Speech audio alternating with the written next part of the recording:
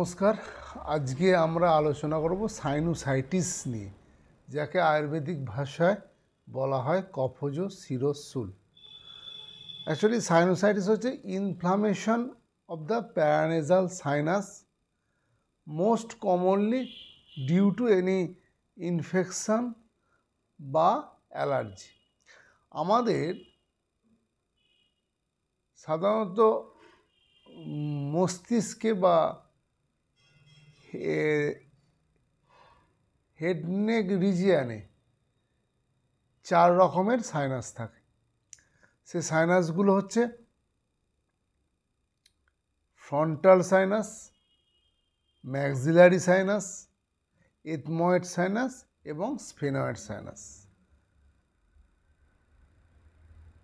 Sinus জিনিসটা কি? Sinus হচ্ছে যে যদি বোনের মধ্যে বা আমাদের হাড়ের মধ্যে যদি কিছুটা ফাঁকা জায়গা থাকে, সেই ফাঁকা জায়গাটাকে বলা হয়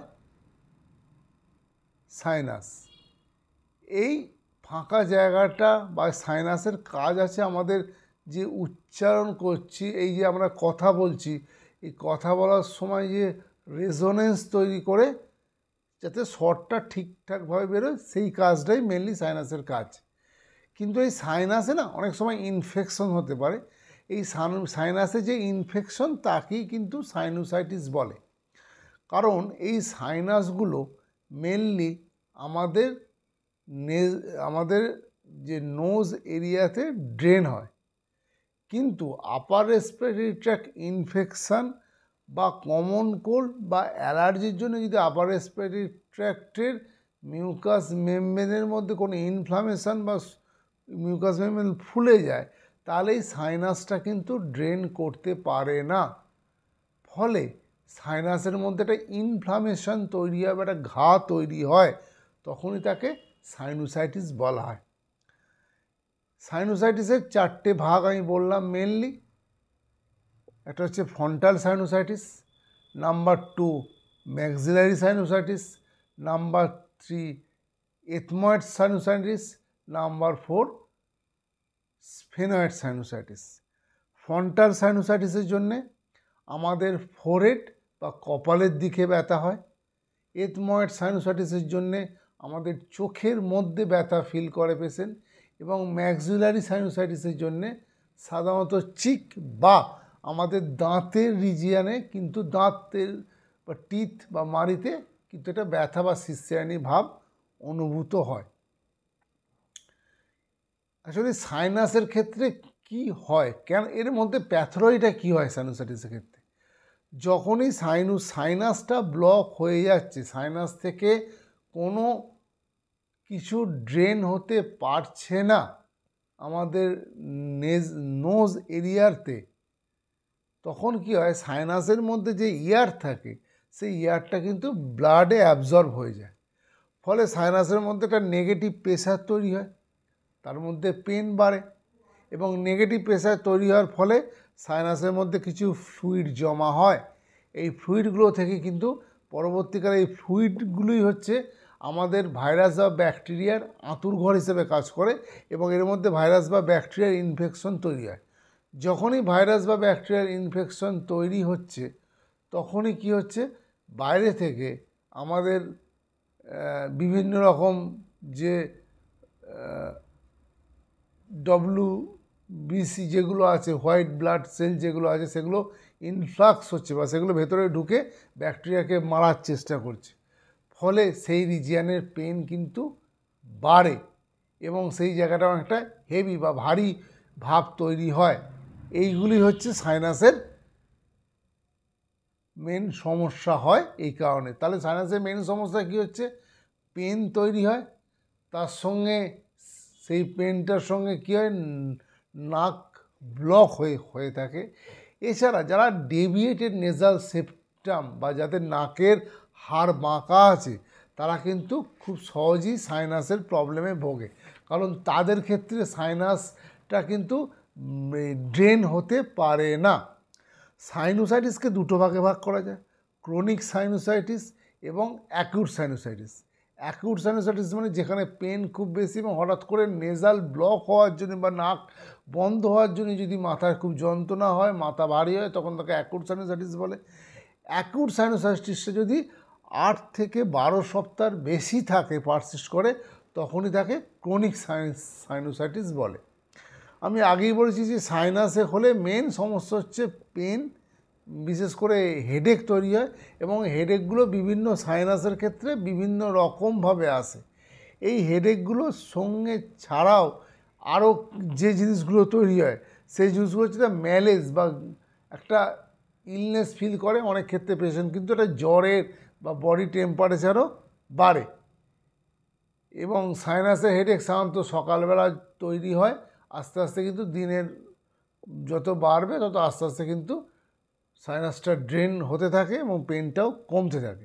এবার এই ইনভেস্টিগেশন কী করা হয় সাইনোসাইটিসের ক্ষেত্রে? সাইনোসাইটিসের ক্ষেত্রে mainly X ray paranasal sinus বা এমআরআই বা সিটি অফ দ্য হেড করা হয়, করে সাইনাসের অবস্থাটা কী অবস্থায় আছে সেটা বোঝার জন্য। এবার আমরা আলোচনা করবো ayurvedic treatment. Ayurvedic treatment mainly কফজ শিরস্যুল বলা হয়, কারণ এই শিরস্যুল, এই যে রোগ, এই রোগের মেনলি কফজ রোগের সঙ্গে তুলনা করা হয় এবং এতে কফহর ট্রিটমেন্ট করা হয় এবং এর যে ওষুধ চয়েস করা হয় সেই ওষুধগুলো রুক্ষ গুণযুক্ত ওষুধ। আর আমাদের এই আয়ুর্বেদিক ভাষায় সাইনোসাইটিসকে দুষ্টপিনস বলা হয়। এবার এর যে আয়ুর্বেদিক ট্রিটমেন্ট আছে, এই ট্রিটমেন্টটাকে মেনলি আমরা 3টে ভাগে ভাগ করতে পারি।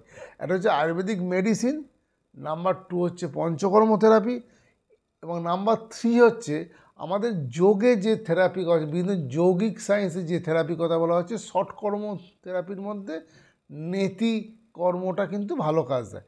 এবার আমরা আলোচনা করব কী কী মেডিসিন এক্ষেত্রে ভালো করা যায়। কষাই জাতীয় যে মেডিসিন আছে তার মধ্যে দশমূলা হরিতকি কষায়, ব্যাঘ্রাদি কষায়, বরুণাদি কষায়, গুগ্গুল তিক্ত কষায় খুব ভালো কাজ দেয়।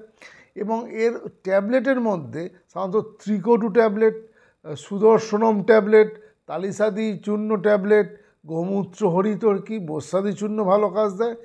এছাড়া এতে কিছু আসব অরিষ্ট আছে যেগুলো কিন্তু ফলদায়ী হয়, যেমন বাসারিষ্ট, অমৃতারিষ্ট, বারানাদি অরিষ্ট, এগুলো কিন্তু কাজ দেয়, খুবই উল্লেখযোগ্যভাবে কাজ দেয়। এছাড়া কিন্তু ঘিত কল্পনা আছে যার প্রয়োগ খুব সামান্য হলেও শাস্ত্রে উল্লেখ আছে, যেমন গুগ্গুল তিক্ত ঘিত, ইন্দুকান্তম ঘিত, বরুণাদি ঘিত। রসৌষধির মধ্যে সাধারণত লক্ষ্মীবিলাস রস, অগ্নিকুমার রস, ত্রিভুবন কীর্তি রস খুব এফেক্টিভ।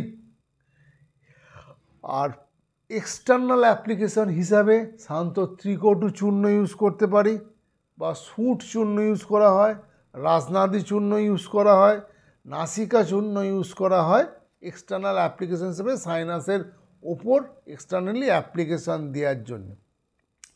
পঞ্চকর্মের মধ্যে অভ্যঙ্গম দেওয়া হয়, বিরেচন করা হয় এবং নস্যম, বিশেষত ষড়বিন্দু তৈল, অপমার্গ তৈল, ত্রিকটু চূর্ণম, এগুলো দিয়ে নস্যম দেওয়া হয়। ধূমবটি বা ধূমবর্তি দেওয়া হয়, তার মধ্যে রসুনাদি ধূমবর্তি, তার এছাড়া বিভিন্ন তীক্ষ্ণ দ্রব্য যেগুলো আছে বা যেগুলো রুক্ষ দ্রব্য আছে, সেই রুক্ষ দ্রব্যরও কিন্তু ধূমবর্তি আমরা ইউজ করতে পারি পঞ্চকর্মের মধ্যে।